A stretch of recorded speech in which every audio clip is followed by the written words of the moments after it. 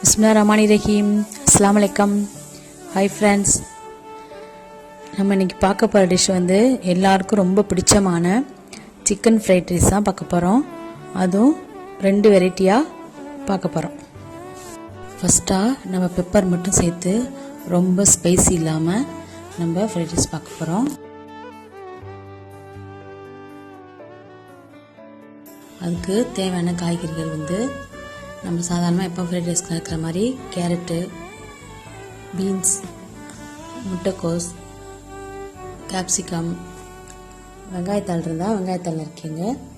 என்கிட்ட வந்து வெங்காயத்தாள் இல்லை. சிக்கன் ஃப்ரைட் ரைஸ்னால சிக்கனை இதே மாதிரி குட்டி குட்டி பீஸாக நறுக்கி நான் ஆயிலில் ஃப்ரை பண்ணி வச்சுருக்கேன். இதையும் குட்டி குட்டியாக அது மாதிரி நறுக்கி வச்சுக்கோங்க. வெங்காயத்தை நம்ம பிரியாணிக்கு நறுக்கிற மாதிரி ஸ்லைஸ் பண்ணி வச்சுக்கொண்டி தான் தேவையான அளவு ஆயில் போட்டுக்கலாம். அந்த மாதிரி தேவையான அளவு உப்பும் நம்ம எடுத்து வச்சுக்கிடுவோம். இது வந்து soya sauce, vinegar, chilli sauce. நம்ம வந்து சிக்கன் ஃப்ரைட் ரைஸ்னால எக்கு சேர்க்கணும். எக்கு வந்து நம்ம விருப்பம்தான். நான் 2 எடுத்து வச்சுருக்கேன். கடாயை அடுப்பில் வச்சுட்டு நான் அகலமான கடாயை எடுத்து வச்சுருக்கேன். அதே மாதிரி நீங்கள் உங்கள்கிட்ட இருந்தால் எடுத்து வச்சுக்கோங்க. அப்போ தான் நிறையா போட்டு செஞ்சு டக்குன்னு வேலையை முடிக்கலாம். ஆயில் நல்லா நம்ம சிக்கன் வறுத்தோம்ல அந்த எண்ணெய் எடுத்து ஒரு 5-6 ஸ்பூன் போட்டுக்கோங்க. நறுக்குன பூண்டு எடுத்து ஒரு கைப்பிடி அளவு எடுத்து போட்டுக்கோங்க. அடுத்து கட் பண்ணி வச்ச வெங்காயத்தையும் போட்டுக்கிடுவோம். பூண்டு லைட்டாக பொரிஞ்சா போதும்.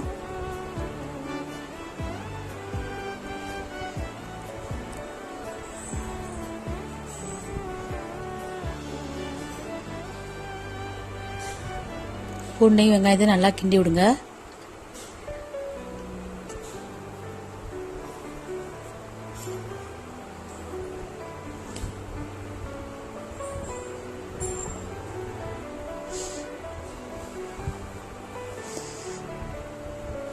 ரெண்டும் லைட்டாக எண்ணெயில் வதங்கினா போதும். அடுத்து நம்ம கட் பண்ணி வச்ச காயெல்லாம் ஃபஸ்ட்டு கொஞ்சம் ஹார்டான உள்ள காயை போட்டுக்கிடுவோம். பீன்ஸு, கேரட்டு இதெல்லாம் கொஞ்சம் ஹார்டாக இருக்கும். அதனால் ஃபஸ்ட்டு அதை போட்டுக்கிடுவோம். எந்த காயுமே நல்லா வதங்கிடக்கூடாது. சாப்பிடும்போது கொஞ்சம் க்ரன்ச்சியாக இருந்தால் தான் ஃப்ரைட் ரைஸ் டேஸ்ட்டு நல்லாயிருக்கும்.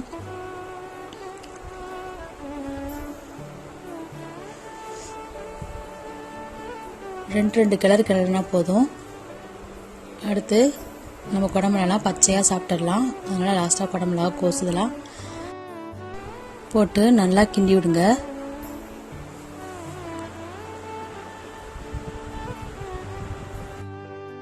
அடுத்து நம்ம கட் பண்ண கோஸை போட்டுருவோம். சாப்பாடு நம்ம எந்த அளவு எடுத்துருக்கோமோ அதே அளவு எல்லா காய்கறியும் மொத்தமாக இருக்கணும். அப்போ தான் நம்ம சாப்பிடும்போது டேஸ்ட் நல்லாயிருக்கும். ஒரு பிளேட் சாப்பாடுனா எல்லா காய்கறியும் சேர்த்து ஒரு பிளேட் இருக்கணும். அப்போ தான் டேஸ்ட் நல்லாயிருக்கும். அது மாதிரி சிக்கன் ஃப்ரைட் ரைஸ்லாம் சிக்கன் நல்லா வறுத்து சிக்கனும் நம்ம சாப்பாட்டில் கால்வாசியாச்சும் இருக்கணும். அடுத்து பெப்பர் போட்டுப்போம், உப்பு போட்டுக்கிடுவோம். பெப்பர் உப்பு எல்லா பக்கமும் காயில் படுற மாதிரி நல்லா கிளறி விடுவோம்.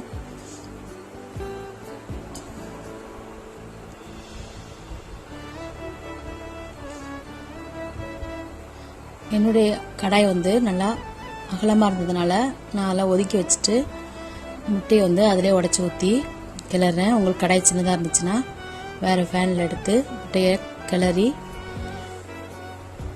மிளகுத்தூள் உப்பெல்லாம் அதிலே போட்டு கடைசியாக சேர்த்துக்கோங்க.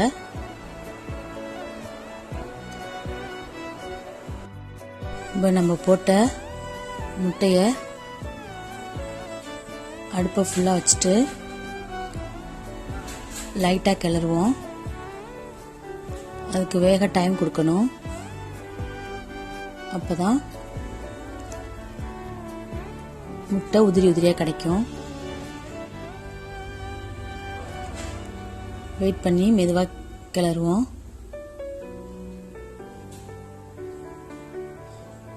முட்டை ஓரளவு வெந்துருச்சு. இப்போ எல்லா காயோடையும் முட்டை சேர்கிற மாதிரி கிளறிடுவோம். நம்ம காய்க்கு ஃபஸ்ட்டு மிளகுத்தூள் உப்பு போட்டோம். அப்புறம் முட்டைக்கு தனியாக மிளகுத்தூள் உப்பு போட்டோம். தேவையான அளவு கொஞ்சம் கொஞ்சமாக பார்த்து சேர்த்துக்கணும். சோயா சாஸ் வந்து ரொம்ப ஊற்றிடக்கூடாது. 1 டேபிள் ஸ்பூன் ஊற்றினா போதும். ஒரு கசப்பு டேஸ்ட் வந்துடும் இப்போ நிறையா ஊற்றினா. அடுத்து வினிகர் 1 டேபிள் ஸ்பூன் ஊற்றிருக்கேன்.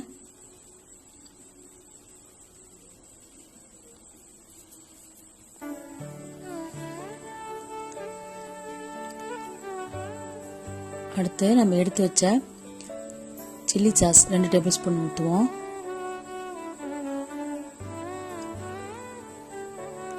சில்லி சாஸ்லாம் சேரும்போது நம்ம ஹோட்டலில் சாப்பிட்ற டேஸ்ட் கிடைக்கும். உங்கள்கிட்ட சில்லி சாஸ் இல்லைன்னா மிளகாத்தூள் போட்டுக்கோங்க. அடுத்து சிக்கன் மசாலா இருந்தால் 1 டேபிள் ஸ்பூன் போட்டுக்கோங்க. எல்லாத்தையும் சேர்ந்து கிளறுவோம். சேர்த்து கிளறும் போது மசாலா எல்லா பக்கம் பட்டு சாப்பிட நல்லாயிருக்கும். நம்ம அடுத்து எடுத்து வச்ச சிக்கன் 65 மாதிரி நம்ம குட்டி குட்டியாக நறுக்கி ஃப்ரை பண்ண சிக்கனை உதுத்து விட்டு கடைசியாக சேர்த்துருவோம். சிக்கன் எப்படி போன்லெஸ்ஸாக குட்டி குட்டியாக நறுக்கி வறுத்து நம்ம சேர்க்கும் போது சாப்பாட்டில் சாப்பிடும் போது ஒரு வாய்க்கும் டேஸ்ட்டும் நல்லாயிருக்கும். அதே நேரத்தில் போன்லெஸ்ஸாக எடுத்துருக்கனால டிஸ்டர்ப் இருக்காது நமக்கு. அடுத்து உதிரியாக வடித்து வச்ச சாப்பாடை நல்லா ஆற வச்சு இது மாதிரி உதுத்து விட்டு கிளறணும். நம்ம ஆற வச்சு கிளறினா தான் ரெஸ்டாரண்ட்டில் சாப்பிட்ற அதே டேஸ்ட்டில் ஒன்று ஒட்டாமல் நல்லாயிருக்கும். அதே மாதிரி நாமும் மசாலாலாம் சாப்பாட்டில் எல்லா பக்கம் படுற மாதிரி நல்லா கிளறிடுவோம். சாப்பாடு ஆறி இப்படி கிளறும் போது உடையாமல் இருக்கும். அகலமான கடாய் இருந்தால் நம்ம கிண்ட நல்லாயிருக்கும். அதனால தான் நான் அகலமான கடாய் எடுத்திருக்கேன். நம்மளுடைய pepper chicken fried rice ready ஆயிடுச்சு. நீங்களும் கண்டிப்பாக அதை ட்ரை பண்ணி பாருங்கள். அடுத்து நம்ம ஈஸியாக செய்யக்கூடிய ஹாப்பிமா ஃப்ரைட் ரைஸ் மிக்ஸை வச்சு செய்யக்கூடிய சிக்கன் ஃப்ரைட் ரைஸ் தான் பார்க்க போகிறோம். அதுக்கு தேவையான பொருட்கள் வந்து soya sauce, vinegar, chilli sauce மட்டும் ஸ்கிப் பண்ணிவிட்டு மற்றதெல்லாம் எடுத்துக்கோங்க. எக்ஸ்ட்ரா ஹாப்பிமா ஃப்ரைட் ரைஸ் மிக்ஸு நான் போட போகிறேன். அதில் வந்து அஜினோமோட்டோ லைட்டாக கலந்துருக்கிறதுனால டேஸ்ட் நல்லாயிருக்கும். பசங்களுக்கும் ரொம்ப பிடிக்கும்.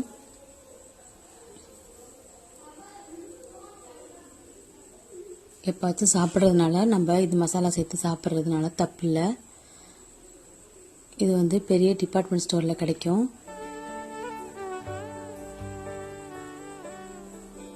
உங்களுக்கு கிடைச்சிச்சுன்னா வாங்கி இது ஒரு முறை ட்ரை பண்ணுங்கள். நான் 2 பாக்கெட் எடுத்திருக்கேன் 1.5 பிளேட் சாப்பாட்டுக்கு. நம்ம ஃபஸ்ட்டு சொன்ன மாதிரி தான் கடாயை வச்சுட்டு ஒரு 5-6 டேபிள் ஸ்பூன் சிக்கன் வறுத்த எண்ணெய் ஊற்றிட்டு பூண்டு 1 கைப்பிடி போட்டு நல்லா எண்ணெயில் பொரிய விட்டுருவோம். அடுத்து வெங்காயத்தை ஊற்றி விட்டுருவோம். எல்லாம் நம்ம ரெடியாக அடுப்பு பக்கத்துலேயே வச்சுக்கிட்டா தான் டக்குன்னு போட ஈஸியாக இருக்கும். அப்போ தான் காய் வந்து அதிகமாக வதங்க விடாமல் நம்ம டக்குன்னு செய்யலாம்.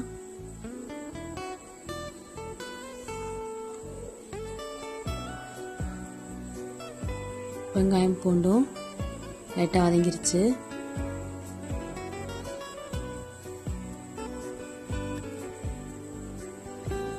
இது வந்து டேஸ்ட்டு டிஃப்ரெண்ட்டாகவே இருக்கும். நீங்கள் ட்ரை பண்ணி பாருங்கள். அடுத்து நம்ம கேரட்டு, பீன்ஸ் 2 போட்டுருவோம். சேம் மெத்தேடு தான். ஆனால் நம்ம சோயா சாஸில் ஊற்றலை, சில்லி சாஸ் ஊற்றலை, வினிகரும் சேர்க்கலை. அதனால் டேஸ்ட் வந்து கொஞ்சம் டிஃப்ரெண்ட்டாக இருக்கும்.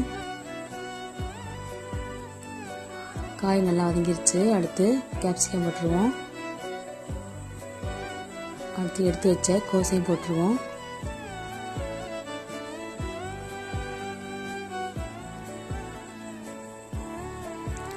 எல்லா காயும் நல்லா ஒன்றா கலக்கிற அளவுக்கு கலந்து விடுங்க.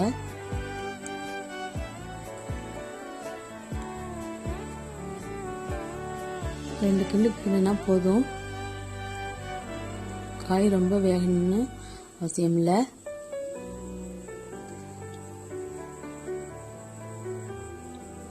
காய் வெந்துருச்சு. நான் இப்போ வந்து முட்டை ஊற்ற போகிறேன்.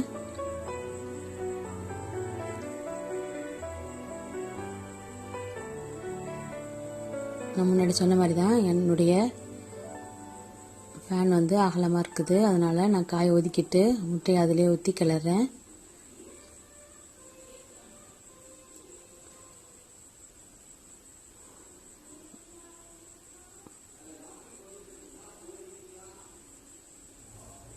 நான் 2 எடுத்திருக்கேன்.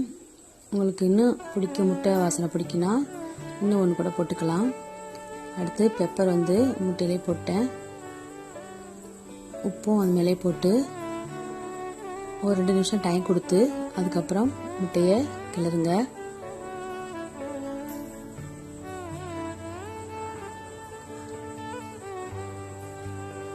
அப்போதான் காயோட ஒட்டாமல் உதிரியாக கிடைக்கும். முட்டையை போட்டதுமே நீங்கள் கிண்டினீங்கன்னா காயோட முட்டை எல்லாம் சேர்ந்து முட்டை இருக்கிறதே தெரியாது.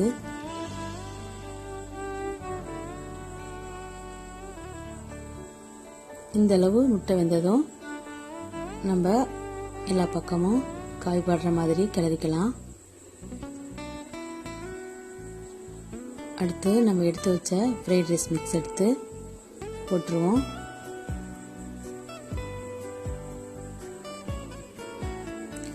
நீங்கள் காரம் வந்து லைட்டாக சாப்பிடுவீங்கன்னா நான் எடுத்த அளவு போதும். உங்களுக்கு காரம் நல்லா சாப்பிடுவீங்கன்னா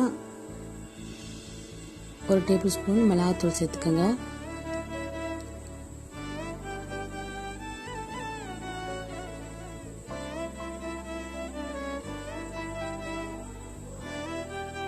வறுத்து வச்ச சிக்கனை ஒரு தூட்டு போட்டுக்கிடுவோம்.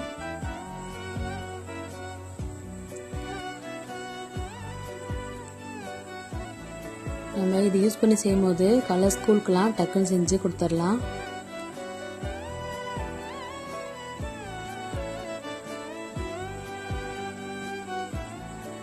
சிக்கன் வந்து எல்லா பக்கமும் படுற மாதிரி காயோட சேர்த்து நல்லா கலந்து விடுங்க.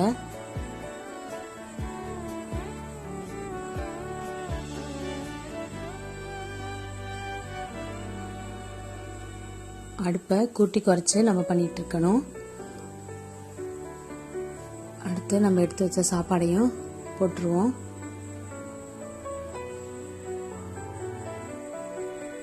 நான் எப்போவுமே சிக்கன் ஃப்ரைட் ரைஸோ சாதா ஃப்ரைட் ரைஸோ செஞ்சால் சாப்பாடை முதல்ல வடித்து ஒரு தாம்பலம் மாதிரி ஒரு பிளேட்டில் கொட்டி ஃபேனில் ஆற வச்சுருவேன். அப்போ தான் சாப்பாடு நமக்கு வந்து உதிரியாக கிடைக்கும்.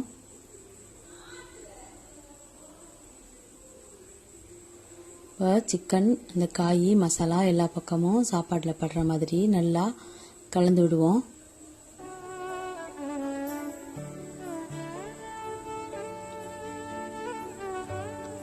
நம்மளுடைய ஹாப்பி மா ஃப்ரைட் ரைஸ் வச்சு செஞ்ச சிக்கன் ஃப்ரைட் ரைஸும் ரெடி ஆயிடுச்சு.